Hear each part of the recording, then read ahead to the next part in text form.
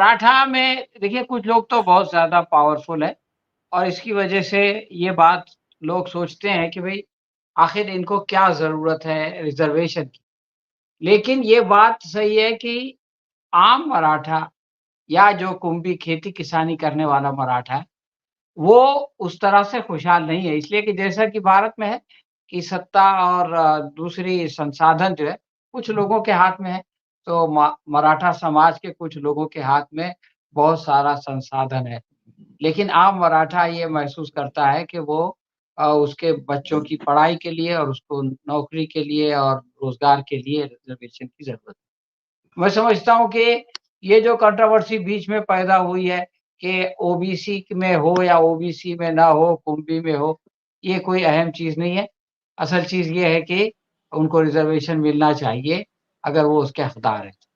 यहाँ मसला ये है बीजेपी के साथ कि बीजेपी ने बड़ी मुश्किल से अपने साथ जो है वो ओबीसी समाज को लिया और अब वो ये चाहती है कि मणिपुर जैसी सिचुएशन यहाँ भी पैदा हो, वहाँ पर कुकी और मैतेई के बीच में लड़ाई करा दी।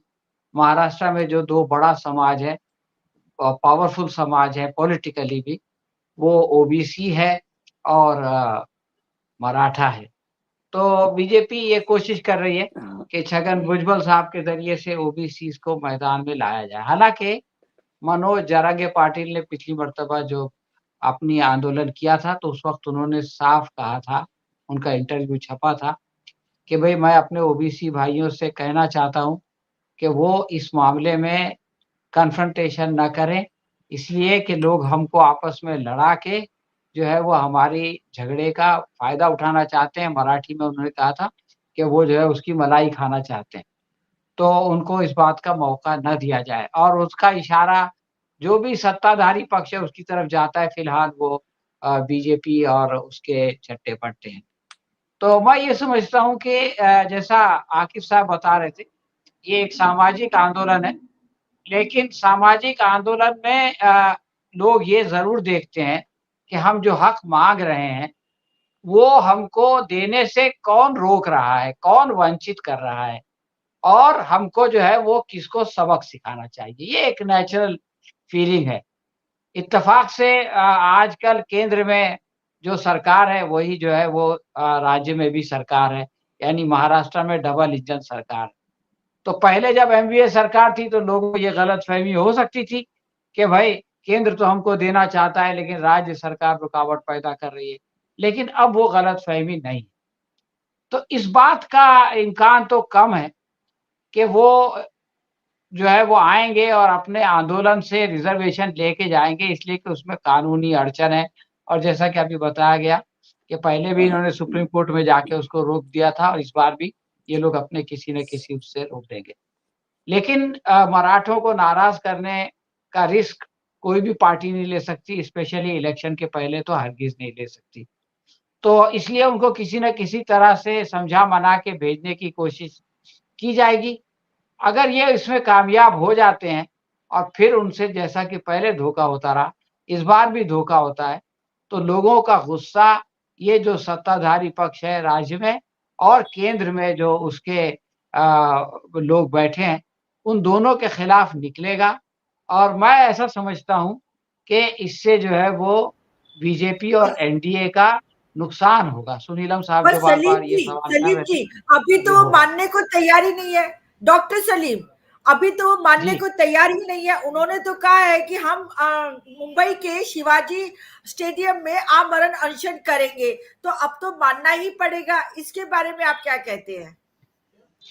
मैं यही कहना चाहता हूँ कि देखिए अगर कोई लीगल प्रॉब्लम है तो वो तो हर आदमी जो एजिटेशन चलाता है वो ये कहता है कि मैं जो है वो लिए बगैर किसान आंदोलन का फ़ायदा ये था कि उनको एक कानून ख़त्म कराना था।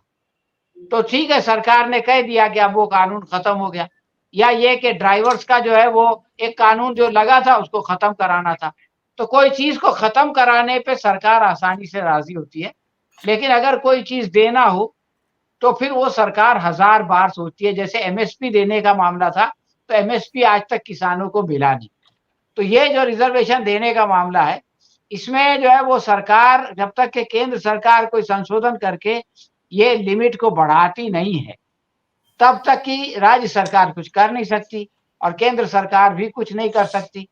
तो किसी न किसी तरह से मेरा ख्याल है कि उनको समझा मना के वापस भेजा जाएगा, लेकिन जब वो वापस जाएँगे खाली हाथ, तो वो और उनके जो अनुयायी हैं, उनके अंदर ये बात होगी कि हमारे साथ फिर से धोखा हुआ, जिस मकसद के लिए, जिस उद्देश्य के लिए हमने ये आंदोलन चलाया था, उसमें हमको कामयाबी नहीं हुई और जिन लोगों ने इसमें रुकावट पैदा की या जो हमको दे सकते थे और नहीं दिया, तो हमको उनको सबक सिखाना चाहिए।